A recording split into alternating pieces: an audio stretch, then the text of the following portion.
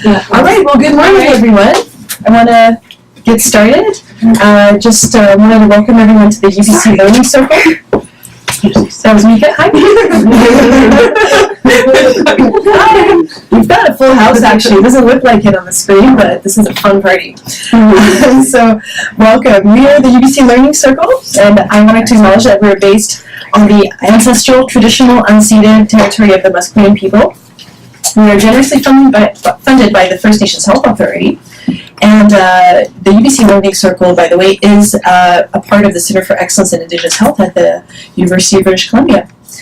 We are a program that features workshops on First Nations physical, mental, spiritual, and emotional health and wellness. We prioritize First Nations knowledge sharing amongst health professionals, community members, elders, students, and youth.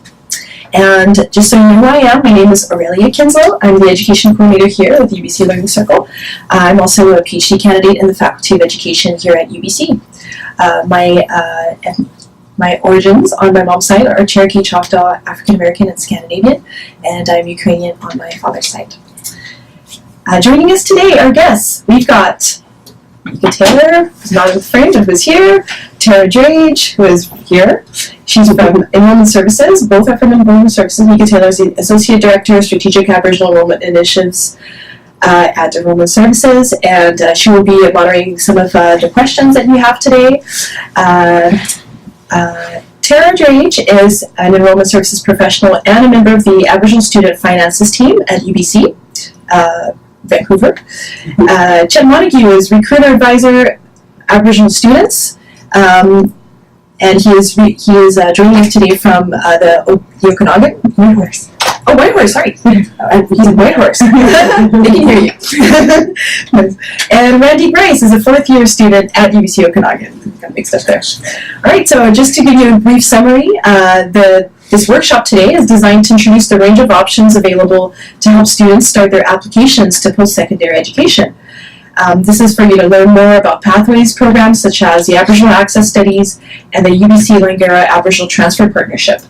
Our guests will also be sharing tips on what makes a successful application outside of academics and how to connect your students or yourself to grants, bursaries, and scholarships. And also we'll be explaining the differences between all of those. So thank you, Tara. Wonderful. Thank you. Thank you for having me. Yes, so I think we're going to I'll talk a little bit about what we'll be covering today. So as Aurelia mentioned, we're going to talk about post-secondary options, so some of the specific options available for students at UBC. We'll talk a bit about how to apply to UBC, so the academic profile, personal profile, supplemental applications for certain programs. We'll talk about important deadlines, so things to really pay attention to and advise to students if you're working with them or if you're applying to UBC yourself. Good to note this in your calendar because it's very important. And finally, I'll be covering in a little bit more detail how to pay for school. So that's a big question that a lot of folks have. And I'll talk about funding options both inside and outside of UBC. So to start off with, I think we'll pass it over to Chet to take it away. Good morning, everybody. We're just going to pause one moment, Chet, because we have some participants saying they cannot hear. We want to just troubleshoot that. Can...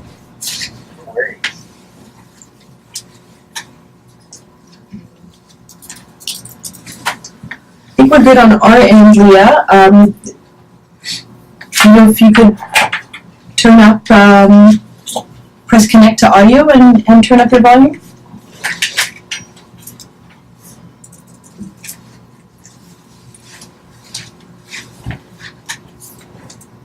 We seem to be good on our end. Are there any other people who cannot hear us? Please let us know in the chat box. You hear us? Okay. Well, go ahead, Chet. Yeah, it's muted. Yeah. Okay. I got my back ready. Okay. I got you. All right. I think we're ready, Chet. Ready to roll? Yeah. Okay.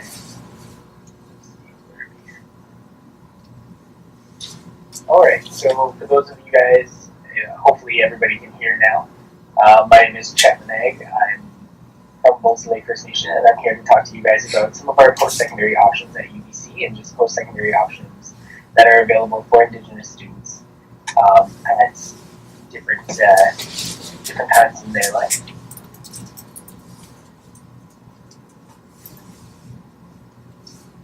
So, as many people believe, life happens in a straight line, or that's what people think. You know, you finish high school, you go to college or university, you pick a major and a specialization, you graduate, and you find your dream job. But as we go on and as we grow, we know that life doesn't really happen like that. It kind of happens sporadically all over the place. You take a break here, you start a different job here, you move to a new city, you know, maybe you have kids. So today what we're going to look at is sort of how post-secondary can fit into your life and not the other way around. So as Indigenous students, there are a couple of different options that are available for you. The first option that we're going to be talking about today are Aboriginal upgrading or access programs. So what are these access or upgrading programs? Most of these programs, whether they're available at UBC or not, are meant to help students if they are not admissible direct entry from high school, or if they believe that they're not ready for the rigor of what a university has for them. How do they help? These programs help to prepare students by providing them with built-in resources. So resources like tutors, advisors, peer mentors, and an overall group learning environment. So while you're taking these courses, all of the resources that are built into the program help to make the students admissible to their individual undergraduate program of choice. Now, there's access programs like these available at some post-secondary institutes, and some of them don't have these programs. So it's important to know where those programs are available and sort of how they can help out your students. The last thing that you need to know about these programs is if your students are considered full-time. So full-time status depends on the individual institutions, but it's important to know because there are some cases in which bands will not fund students if they're not considered full-time. So, just to give you guys a brief overview of what UBC has to offer, and from that personal first point of view experience, we're just going to watch a short video here. Growing up, the emphasis wasn't really on education. It was on how hard you could work, how late you could stay out working, and how many calluses you had on your hands. I grew up with the kind of heroes that were cowboys and farmers and tough guys. So I got into rodeo, and I got into things that I thought my heroes wanted me to get into. At 15, like a lot of my friends, I decided to drop out of grade 10, go and work in the oil field. I stayed in the oil industry. I ended up getting a job as a construction safety officer, and I worked really closely with the environmental guys that are on site. I asked him one day, I said, what do I need to do to get a job like you? And he said, I went to school for a few years, and I worked hard, and this allowed me the opportunity to do something that I enjoy doing. I moved to Kelowna about 10 or 11 years ago. I had a daughter. I raised her as a single father. Having to be a full-time single dad put limitations on me as far as where I could work. I let go of my job in the oil industry and I got a job in residential construction. Just by chance, that led me to the UBCO campus. My company had the contract to build the residences. I remember seeing the students with the backpacks walking into class and kind of imagining in my head, what if I made a few different decisions, a few different choices in my life that might have been me? And I heard about this program, the Aboriginal Access Program. I took a huge risk. I let go of the construction job. I took a chance. I packed my lunch one day, 10 years after being out of any type of classroom, and I walked onto campus. I quickly realized that the definition of hard work was different here. I had to persevere. I had to do research. I had to ask for help because there were a lot of things that I didn't know. Now I wasn't judged on how dirty my hands were, but it was how much work I put in the classroom. I'm grateful for all the support that I received because it allowed me to succeed in all the areas that I never knew I could. I came to school to learn about earth sciences and freshwater sciences. I thought that's where it ended. What I didn't realize is that there's this whole scope of relationships and doors opening and opportunities and just things that I didn't even know existed. Knowledge that I would never have had the opportunity of experiencing or learning if I didn't come to school here. It helped me gain a lot of pride in myself, a lot of confidence, opened up a lot of doors, and just showed me what's actually possible.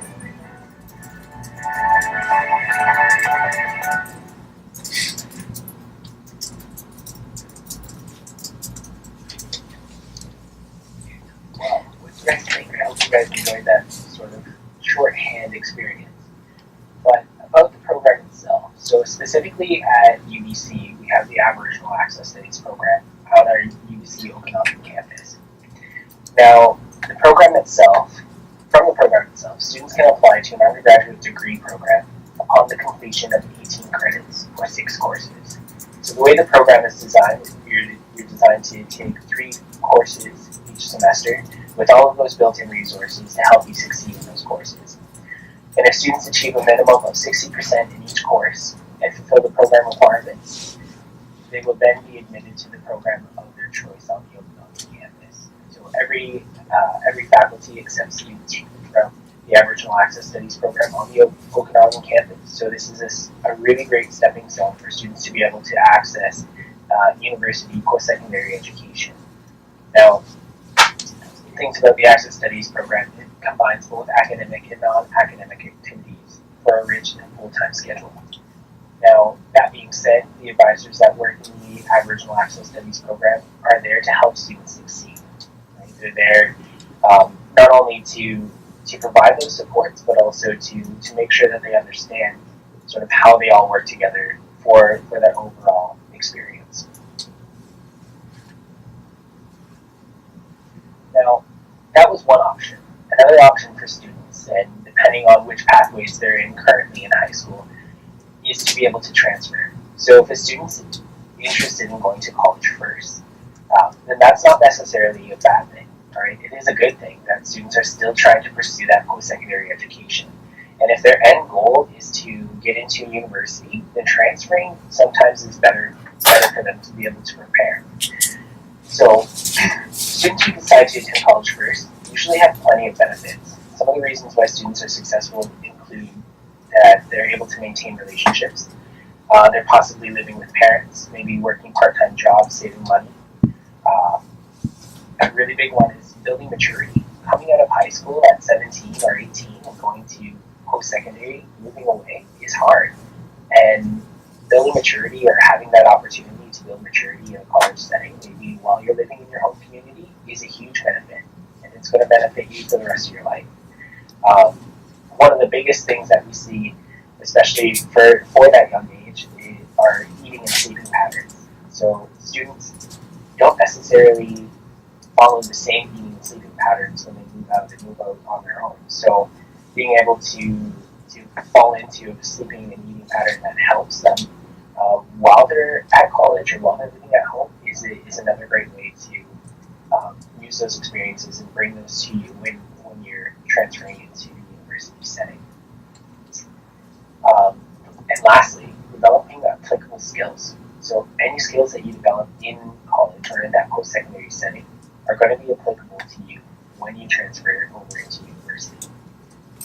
Now, specifically at UBC and coming after your first year of college, we encourage you to have completed at least 24 transferable credits with at least 60% or a 2.0 GPA from your first year.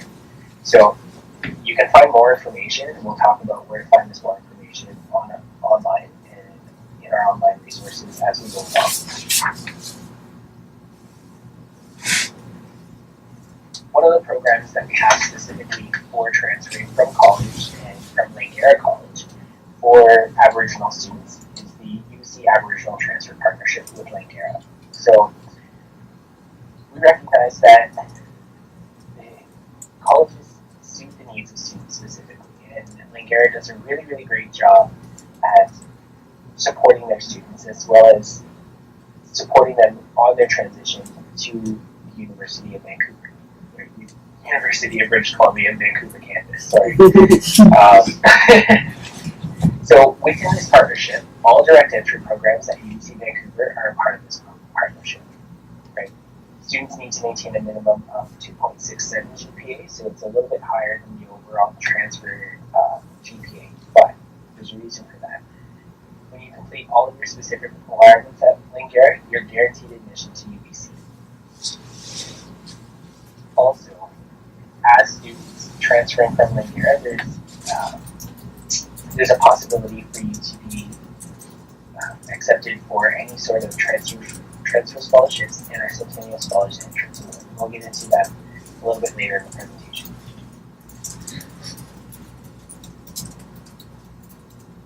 Now lastly, and probably the most common, is direct entry. So when you're advising your students, or if you are a student and you're thinking about coming directly from high school, one of the most important things to know is your deadline. Time is extremely important during this time of year. So the reason why I mention that is because as students, it's really stressful. It is stressful, and we recognize that. It's stressful to maintain your grades, but also to know when all your deadlines are due, when all your applications are due, as well as being able to study and maintain those grades. So we like to recognize that during this time, it's important to take a second and to do a little bit of research. Right? You want to research what your interests are. Those interests are going to lead you to the options that are available at any post-secondary institution that you're looking at. You want to start with your interests, because when you start with your interests, you're going to be more successful during the applications, but also during your time at university. When you start with your interests, you're going to be more likely to succeed because you're able to, and you enjoy what you're doing. So another really, really important thing to know during this time of year as counselors is to not assume that your students know what they're doing.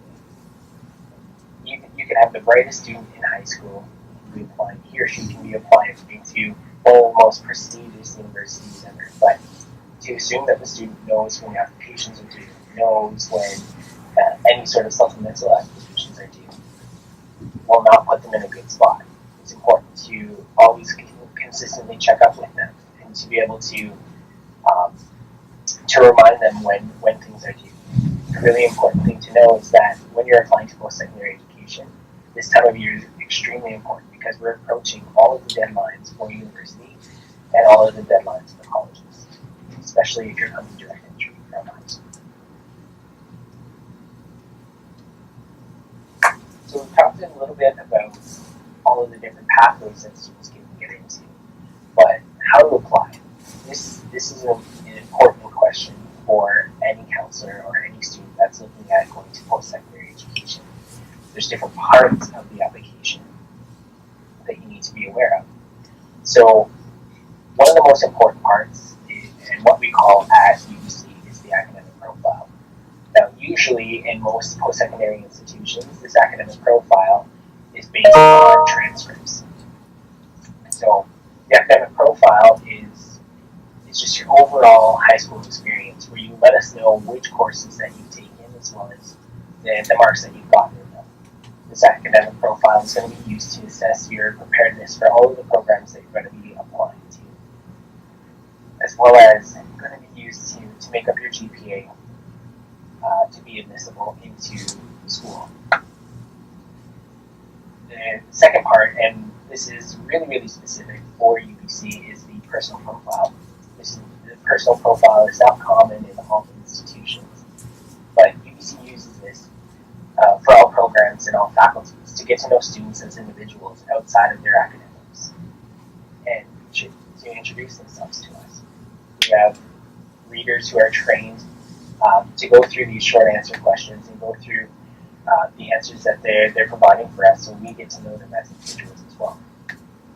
So it's also important to know that during your application in many institutions, you're also asked to give your biographical information.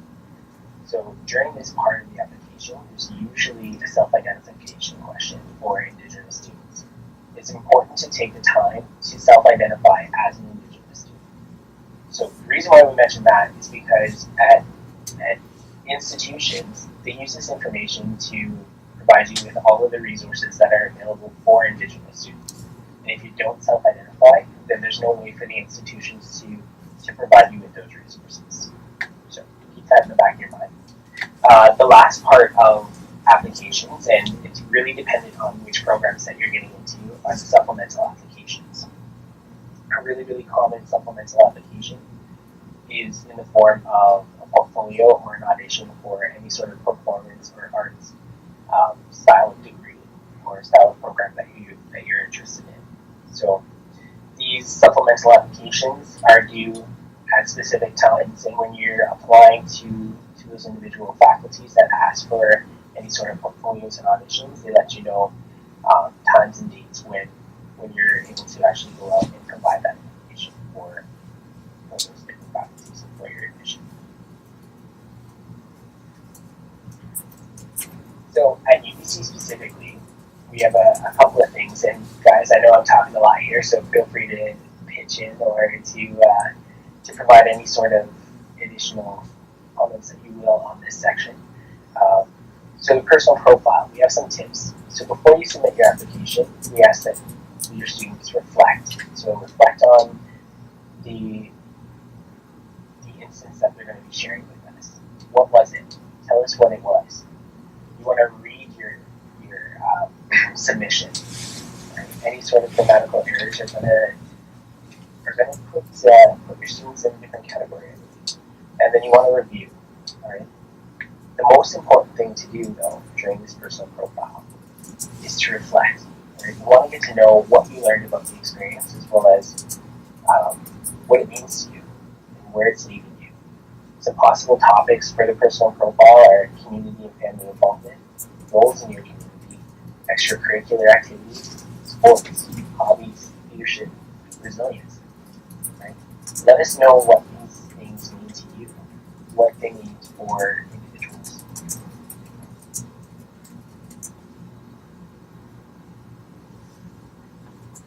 Now lastly, and I mentioned this before, is deadlines. So this time of year is critical for your students to be able to be successful in their application processes. At UBC specifically, we have 2 different deadlines, and our first one is fast approaching. It's December 1st. The application deadline to be considered for entrance awards. So we have two awards that we'll get into in detail in a little bit. Tara's going to take the lead on that, but I'm just going to mention them here. That's the Major Entrance Scholarships and our Centennial Scholars Entrance Award. Centennial Scholars Entrance Award does have an additional application that's also due on December 1st. So keep that in mind. And lastly, our final deadline is January 15th. So I know I've talked a lot about the different options and about how to apply, but that's what I'm here for. I'm a recruiter advisor, so I'm here to help not only students but counselors understand those different needs. Throughout the university and throughout institutions, we have all different types of advisors that are here to help you. And like myself, I'm a recruiter advisor, but also like Tara, who is a financial advisor. So I'm just going to hand the mic over to you, Tara. And, Sure. take the lead. Sounds great. Yeah, so like Chet said, there are different types of advisors, and depending on where you go to university or college, the names of the advising units might be slightly different. So at UBC, my role is called an enrollment services professional. So in that role, I actually help students with a lot of different areas. Some of those listed on your screen in front of you. So I help advise with admissions. I help with career planning, definitely. Health and wellness, making sure students are okay and succeeding, and they need to be healthy in order to do that. The biggest piece of information that I help students with is that tuition and financial planning piece. So at other institutions, perhaps my role would be called a financial aid officer. So just know that there are units like this at the different universities that you might be attending, or students that you're helping might be attending. There is help available, so you don't have to navigate this large part of your degree on your own.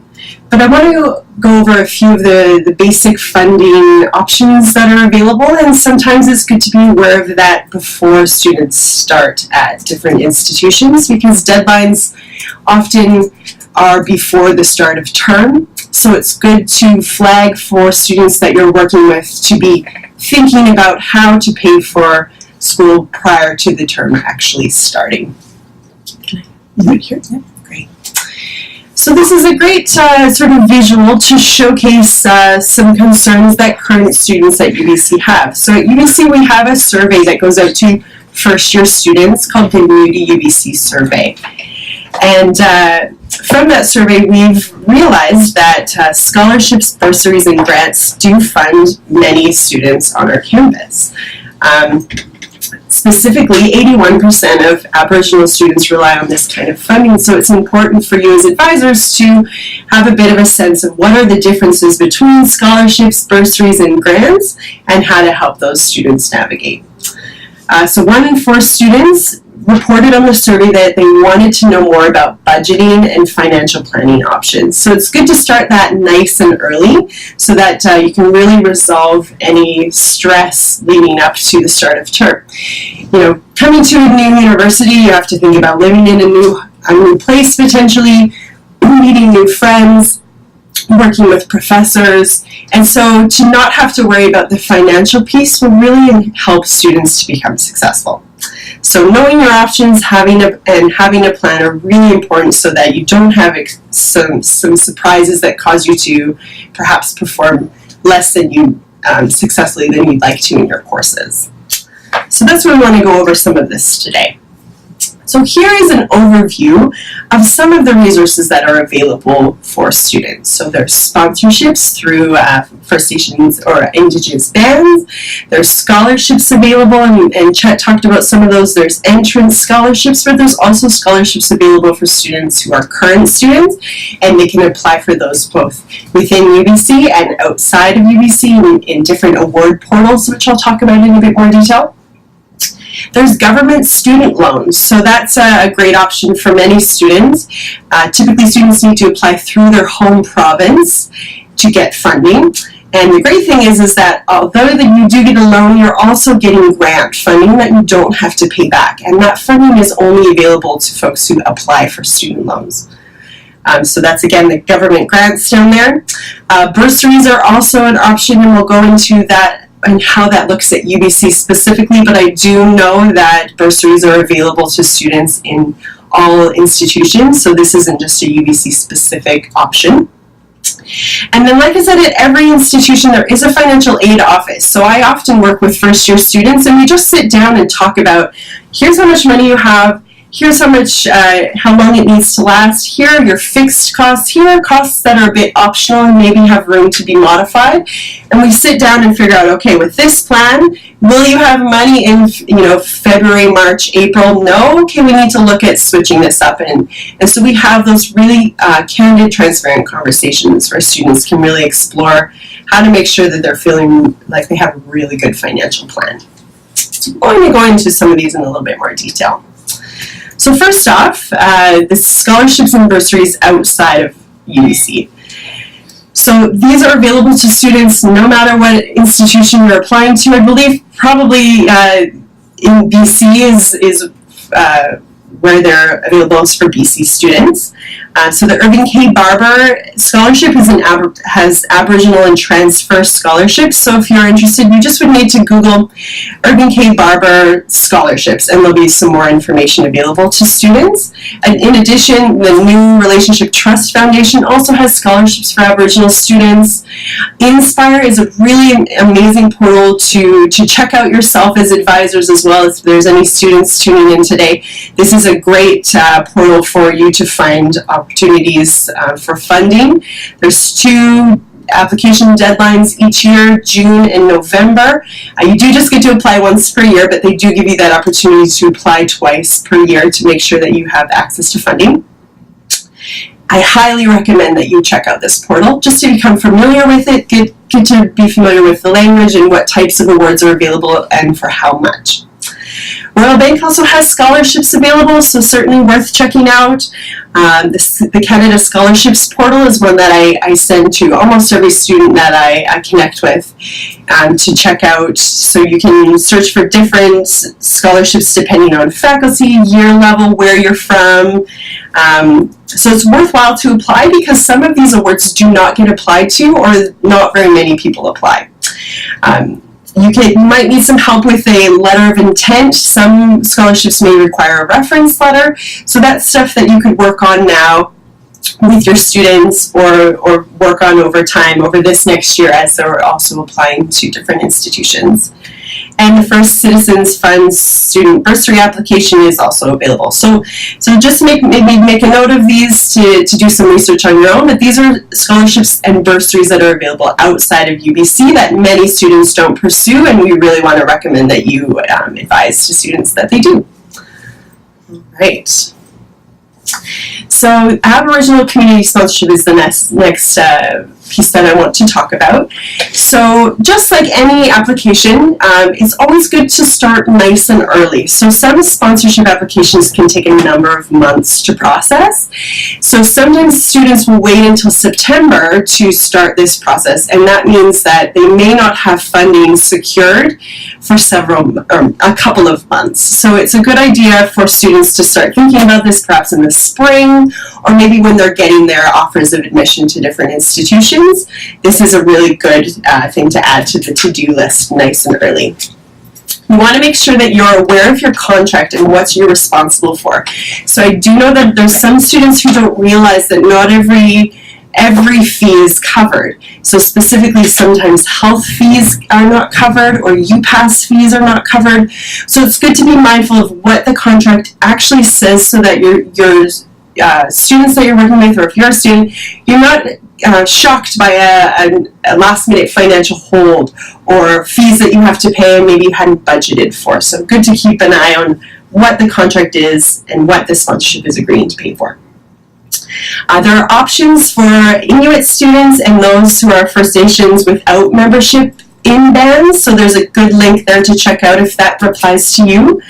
So for more information on sponsorship at UBC, we have a really wonderful website. So you just need to Google UBC sponsorship and you can find out more information on what to do, what to be mindful of, and the actual application form that needs to be sent to your sponsor to be filled out.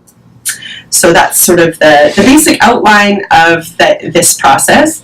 And if you have any questions, please feel free to submit them in the chat box, as I do have colleagues here to support one-on-one questions that you might have that are more detailed. All right, so next is the Youth in Care tuition waiver.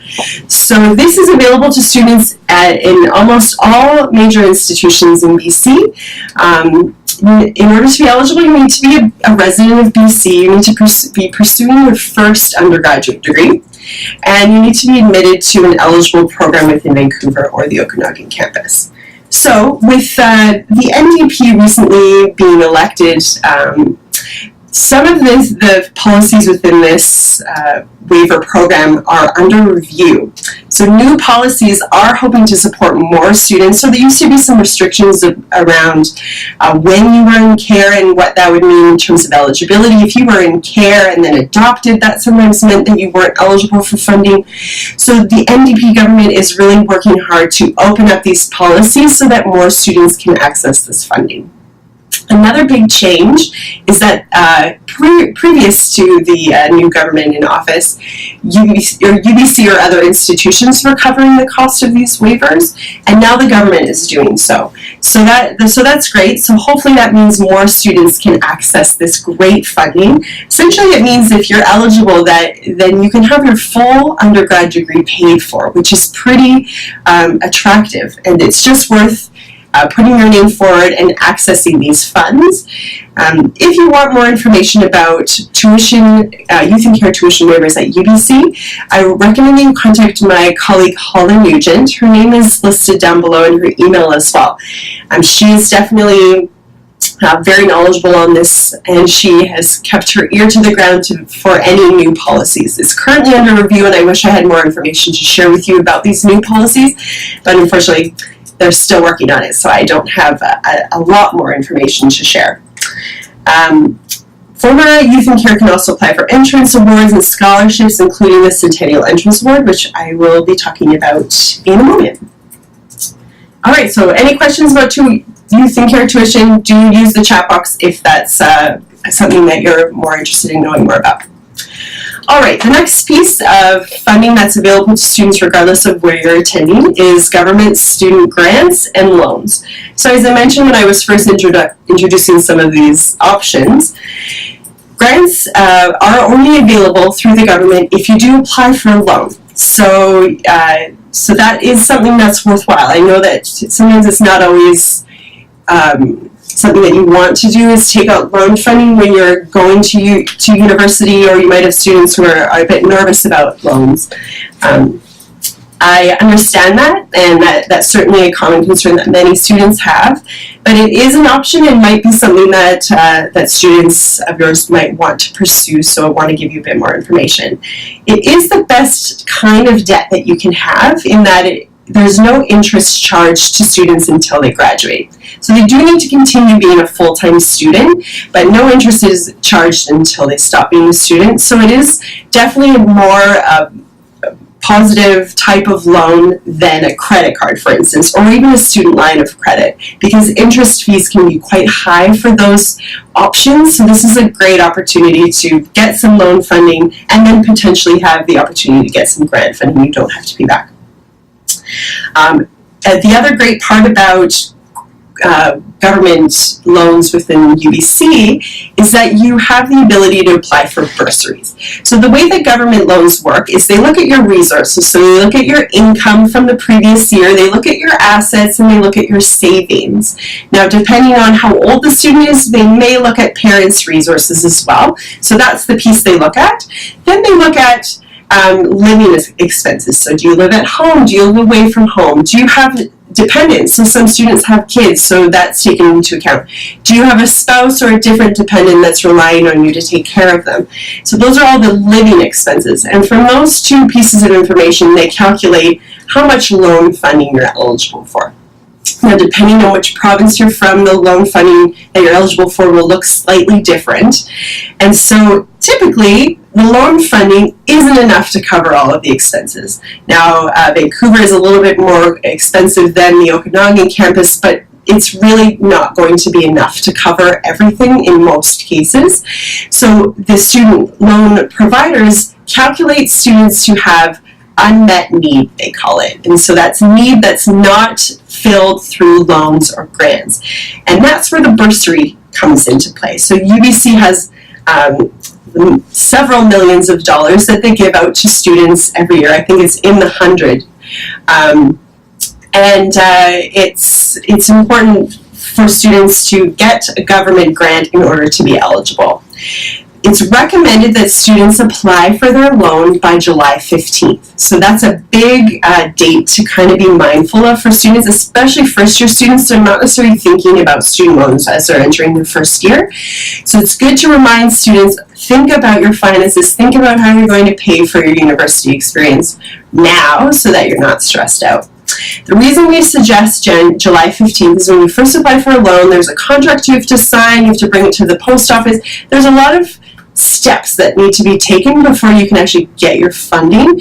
And so if you apply nice and early, that means that your loan will confirm by September 15th, which is the deadline. And that the bursary program is very strict about this. So it's important for you to be really careful about when you apply for your loan and don't delay. As I said, I'm here to help you. You'll have my information online after the fact.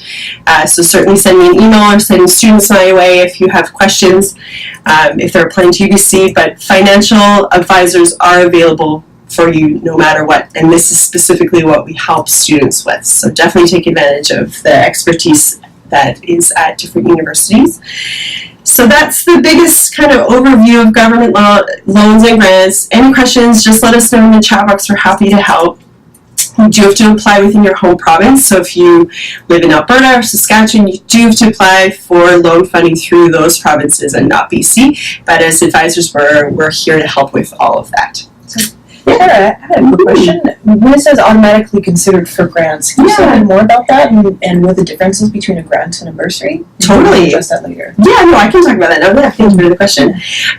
So like I said, when you apply for that loan, they're looking at your resources, they're looking at your expenses, and they determine how much funding you can receive.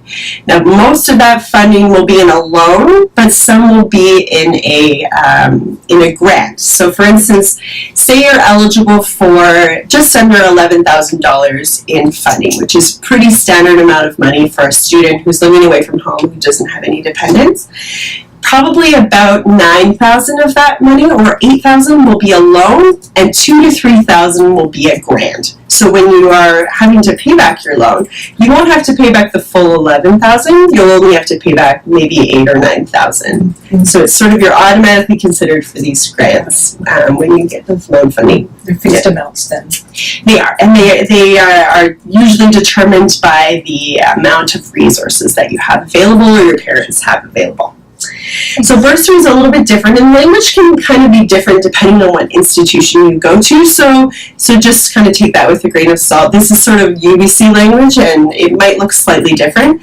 Bursaries and grants are not funding you have to pay back, and loans are funding that you have to pay back. Yeah. Thanks. All right. So we also wanted to talk about options that are available at UBC, so specifically at UBC, so we'll talk about that. So like I said, there's the bursary program. So you do need to be receiving a full-time loan, so it's good to remember that you do need to be in full-time classes in order to be eligible. For most first-year programs, it's 9 credits per term, so at UBC, one course is 3 credits, so 9 credits equals 3 courses. Now that can change depending on the faculty. So engineering, solder, which is our commerce program, they might have slightly different minimum amounts of courses that you need to take. That can be something that you work with your advisor on once you're admitted to UBC, so don't worry about that too much. Just know you do have to take full-time classes. So the big dates to remember for bursary: recommending that you apply for the loan by July 15th. Now that's not a hard deadline, it's just recommended. From our experience, we see that students who apply early for their loans do tend to have less stress about loans when they start.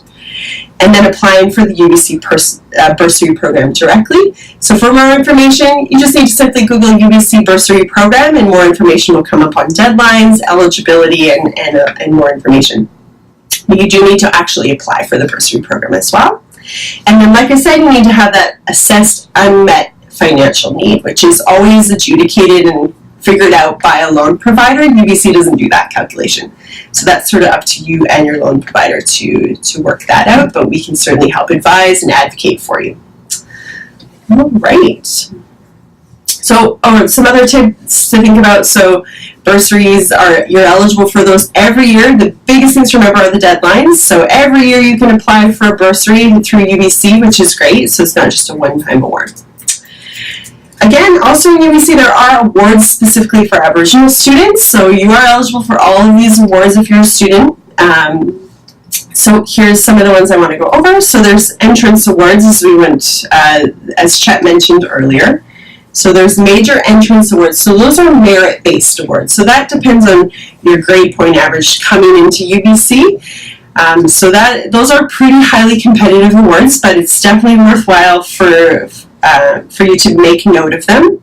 You are automatically considered for major entrance awards if you apply by December 1st. So keep note of that.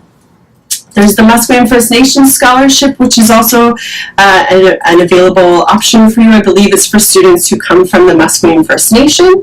So you definitely want to look into that. I know it's a newer award, so the eligibility will definitely be online. The TENNIAL Scholars Entrance Award is also one that Chen mentioned earlier. So that's an award that's merit-based and needs-based. So there's a separate application specifically for students there. You need to, and we'll go into it in a little bit more detail in another slide, but I'll just finish talking about these awards and then we'll go into that one specifically in a bit more detail. The UBC-Langara Aboriginal Transfer Awards, I believe those are potentially not an option this year. But they're an option. They are an option. Sorry, that was a last minute edit. My apologies. There are 2 awards for students specifically who are in this program. So if you're in the Aboriginal Langara UBC transfer program, then there are specific awards that you're eligible for. So good to make note of that as well if you're considering that program. And then those are entrance awards. Those are awards for students who are coming to UBC for their first year. There are awards for current students as well, so you need to have been at school for a year for us to see what your GPA is for the first year courses that you're taking. But there's Aboriginal awards, so those are actually based on financial needs, so those are bursaries that don't need to be paid back. There's affiliation awards that are also available to students, so those are kind of unique awards. Not everyone is eligible for them, but it could be an example like your parent works for a union, like a CUPE union, and as a result, they have funding available for students. So there is a list of affiliation awards that you can check out at UBC, and perhaps you might be eligible for one, so definitely worth it to take a look. The Awards for Students with Disabilities portfolio is actually an award that I adjudicate, and it's for students who have are registered with our disability office at UBC called ACCES and Diversity, and it's for students who have a permanent disability. So it could be a visual impairment, a hearing impairment, or any number of permanent disabilities. So it's worth it to check that out. Note the deadline to apply is October 15th. For that. But you can find out more about that. These are just awards to kind of keep in the back of your mind, but not to worry yet, because they are for students who are currently attending and enrolled at UBC. So those are some of the scholarships and awards. So scholarships are merit-based awards, so those are awards that are adjudicated based on how you do academically. And bursaries tend to be needs-based awards, which are based on how much need you have, and that's determined by the loan provider, like I mentioned earlier. All right. So, like I said, we'll talk a little bit more about the Centennial Scholars Entrance Award. So there is an application that you do need to submit by December 1st. So good to start looking at this right now if you're interested in it. You need to apply to UBC and have a UBC student number first, and then you apply for the application. CSEA is the short form for Centennial Scholars Entrance Award. And so you upload the application on the awards website. Everything's pretty straightforward online. UBC is pretty great about having really clear instructions online. You do need to upload a description of your circumstance, so describing your financial circumstance. So as I mentioned, this award is a merit and need-based award. You need to have a parent or guardian submit the form or supporting documentation if required. And you need to have personal references, which do just speak to who you are as an applicant, maybe the work that you've done within your community, similar to what you might speak to on your personal profile, like Chet mentioned, but maybe amplifying it a bit more because you'll have a bit more space for writing. So it's leadership, it's involvement, it's your contribution to your community, and any other recognized achievements that you feel that UBC should know more about. So again, it's the same, read, reflect, take your time on this application, don't rush through it, because we really do go through these applications quite specifically, and so grammatical, spelling mistakes definitely will put you at a disadvantage. So take that time, use your resources, and if your advisors, you have a student who is applying, maybe supporting them, of course not writing it for them, but supporting them with editing or supporting them with generating ideas of things to write on their application. So more information, there's that website there. Do remember, December 1st is the deadline, and it's very strict, so making note of that date. All right.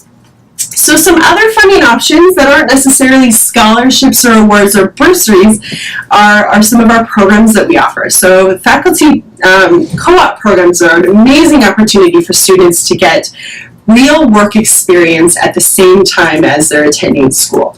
So in our programs within co-op, they're full-time experiences. So you take a full term off of studies and you focus on working at it. Usually it's an employer off campus. So every faculty has a different employer and relationships with different employers that are aligned with what their students likely want. So Faculty of Arts would have different employers as partners than our Faculty of Engineering, for instance. So it's a great way to make money while you're attending UBC. And then you do get a co-op designation at the end of your time at UBC, which is nice to put on your diploma. And they do work to integrate your academic studies with relevant quality work experience. Because sometimes I think students forget that the reason they're coming to UBC is because they want to set themselves up to have a great job at the end. And so co-op can be a great way to kind of connect those pieces if students are unsure of what it is that they want to do with their degree. So those options are available. There's a great website, and every faculty has a co-op program. There's also undergraduate research awards, which are available at the UBC Okanagan campus. So if you want more information about how to engage in research, you have students who are really keen on, building their research skills. There could be opportunities for them to apply for funding, and so definitely worth it to take a look if you have students who are interested. Go Global is a wonderful opportunity for students who might have the travel bug and want to attend an institution on the other side of the world.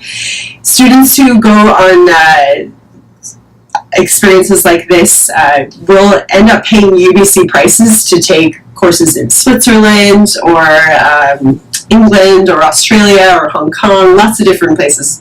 We have lots of different partners. And every student who's eligible will also get a Go Global scholarship. So the amount can kind of vary. It's usually about $1,000, but it is an opportunity for just cover a bit of the costs of doing a term overseas. There's work, learn, and work study programs on both campuses. Those are opportunities for students to not stop their time at UB, or not stop their studies, but work at the same time as going to school. So I have work learn students who I work with quite closely within my office. They work 10 to 20 hours per week, depending on what time of year it is. The average salary is $16 an hour, which I hope will go up with the new minimum wage adjustments. But on average, it's about $16 an hour, and that can range from working in a research lab to working in a daycare. So it's a great opportunity. Lots of employers work around the schedule of students. So students have a heavy course load Monday, Wednesday, Friday. Perhaps the student would work then Tuesday, Thursday. So definitely worth it to check that out. And then there are also jobs listed on our AMS portal, and those are usually student-focused jobs, so they're usually part-time work. So we want to support students in whatever way they want to look for funding. So it could be through scholarships, loans, grants, or perhaps it's working. And we have lots of great supports on campus for whatever you choose. So those are some of the options that are available off campus at UBC. We're here to help you, and I hope you have all the information that you now need to help students, but certainly reach out if you have any additional questions. And I think we have one final slide for our student perspective, and so I'll pass it over to Randy. Thank you so much. Yes, as mentioned before, my name is Randy Grice. I'm a fourth year BA student here at the Okanagan campus. I really appreciate the graphic that Chet showed earlier that shows the different pathways, what's expected and what is reality, because that has absolutely been my experience. Coming to university, it was a bit intimidating, especially for myself. I came as a mature student, so I was 24 at the time. And it was intimidating that I didn't necessarily have that clean-cut plan that I thought we were all supposed to have. And even leading up to it, similar to Spencer's video, I worked in a different industry, and everything sort of, weaved around different opportunities. But I spoke with an advisor here at the UBC Okanagan campus who got me in touch with the Aboriginal Access Studies program, and put me in touch with another advisor there, Anthony, who no longer works with the program, but who really got me familiar with the resources available and how, a program like the Access Studies was going to help me prepare to be successful at a university level, which is something, I wasn't sure I was going to be able to achieve. I wasn't the best high school student. I did kind of the minimum to get by. But having that year in the Access Studies really helped me, sounds cliche, but find myself and find how I can be successful. So with that, I spent the year there, and that got me into the Bachelor of Arts program, which initially I was going to study English. And for those of you who aren't aware, at UBC, Okanagan at least, the BA program, you have to take a second language if you don't have a grade 12 language. So with that, I took French, as one does, and I found that I really enjoyed it. I liked sort of the opportunities opportunities it was opening up for me, that I was getting to connect with people, with whom I wouldn't otherwise be able to do. So that also led to trying out Spanish, because I heard they were kind of similar, and I absolutely fell in love with that as well. So I ended up switching from English into French and Spanish, which again led to another opportunity that Tara just spoke about, called Global Pool. So an advisor had brought that to me, saying, "Oh, I know you love to travel. I know you love learning about different cultures. Here's this opportunity we have called Go Global, where you can go study." And I ended up, taking it, seizing it, and for the last year I've lived in France, studying French. And I just got back this spring. So in May I got back after my finals, and from there I got a job here on the Okanagan campus working with advisors. So I've been a first year peer advisor, helping first year students make that transition into university and help sort of ease that tension and connect with them, letting them know I'm a student. I've been through what they're going through. I'm still going through it myself, and it's been a great opportunity. And again, with that, this summer I started as an Aboriginal peer mentor for first year Aboriginal students. So I'm getting to help out in sort of the environment that got me where I am. And that's the biggest takeaway I've gotten from my time here at UBC, is just to utilize the resources available to us. Have no shame in approaching these resources, or even with my funding, it hasn't been one straight line. My first year, I got out student loans because I had no idea how else to pay for it. I come from a small community and a small family, so I don't have that financial support. And then with those student loans and with the Aboriginal programs and services, I found out I actually had sponsorship available to me. So when I got into my PA program, I utilized that sponsorship.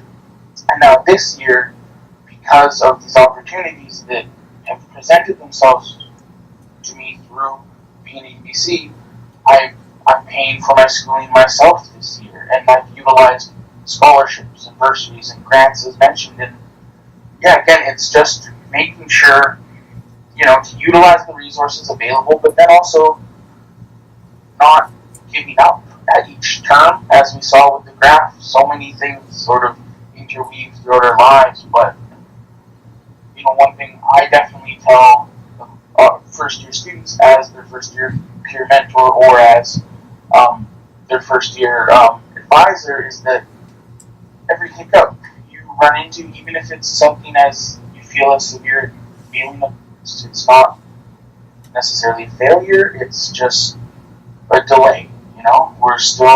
We move forward, and another, cliche, roll with the punches, if you will, but just, utilizing those resources has been the number one key to success that I've experienced so far at UBC. That's been my pathway to and through my post-secondary studies so far. Thank you, Randy. That was a very rich perspective, and really enjoyed hearing from you. Thanks. Yeah. I did actually listen to you speak the whole time. Now do it again. Bonjour, bienvenue. Nice. Excellent. All right, did you have any more to share, Tara or Chet? That's the basics of it all. Yeah, we're really thank you so much for joining us today, and we're really pleased to be able to offer this information to you. And thank you so much, Randy. That story was really nice to hear. Just how you made all the connections between what we talked about. So well done. Definitely. Yeah. Anything you'd like to close up? No, I wanted to thank everyone for joining us, and this was an incredibly wonderful session with the two remote speakers. I mean, today was our first time for the UBC Learning Circle doing our webinar through.